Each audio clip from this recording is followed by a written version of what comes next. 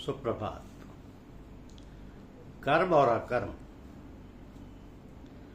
कर्म और अकर्म, कर्म क्या है और अकर्म क्या है, इस विषय में विद्वान भी मोहित हो जाते हैं।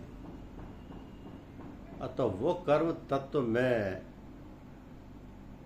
तुम्हें भली भांति कहूंगा जिसको जानकर तुम शुभ और अशुभ यानी संसार बंधन से मुक्त हो जाओगे।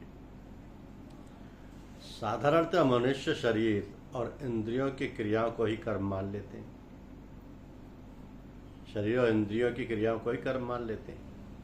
भगवान ने शरीर, वाणी और मन के द्वारा होने वाली मात्र क्रियाओं को कर्म माना। अब भाव के अनुसार ही कर्म की संज्ञा होती है। कर्म स्वरूप से सात्विक दिखता हुआ भी यदि कर्ता का भाव राजस या तामस होता है तो वो कर्म भी राजस या तामस हो जाता है। यदि कर्ता निर्लिप्त है तो कर्म करना अथवा ना करना दोनों ही कर्म। यदि कर्ता लिप्त है तो कर्म करना अथवा ना करना दोनों ही कर्म और बांधने वाले। तो भगवान ने कर्म के दो भेद बताए हैं, कर्म और अकर्म।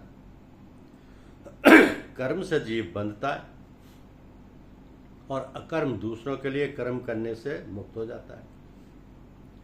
तो कर्म करते हुए भी उससे निर्लिप्त रहना वास्तव में अकर्म है।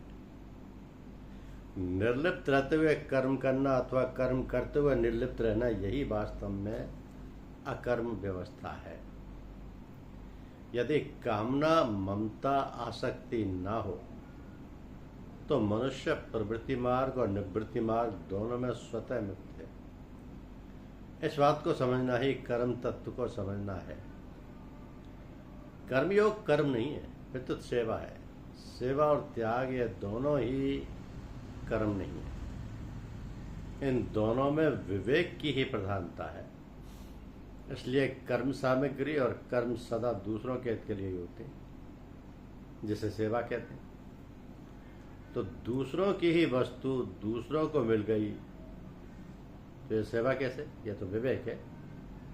मिली हुई वस्तु अपनी नहीं है, दूसरों की और दूसरों की सेवा में लगाने के लिए ही है। तथा अशुभ कर्म का त्याग